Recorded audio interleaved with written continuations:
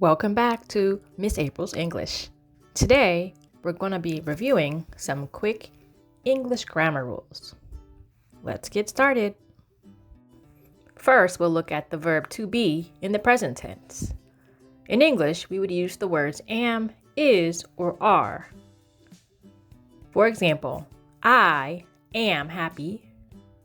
She, he, or it is happy. You are happy. We also would use are for they or we. Now let's look at to be in the past tense, using the words was or were. I was angry. She was angry. As you can see, when you use you, they, or we also use the word were, like you were angry, they were angry, and we were angry. Just pay attention to what we have here. For instance, I have money. She, he, or it has money. Also, when you use they, you, or we, you would use have for all three examples.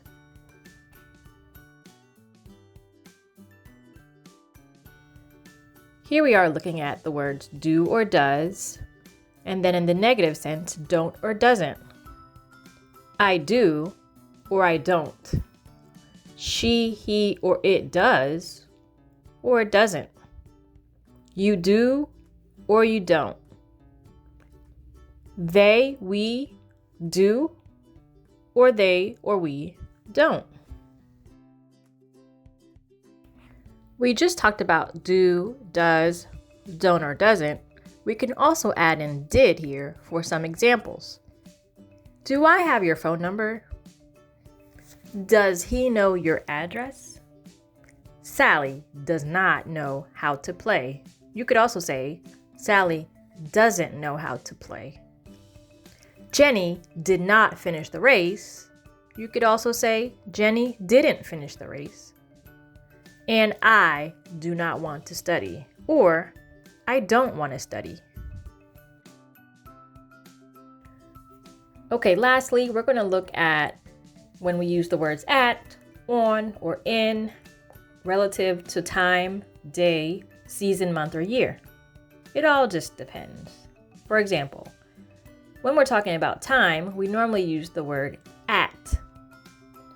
When we're talking about days, we use the word on.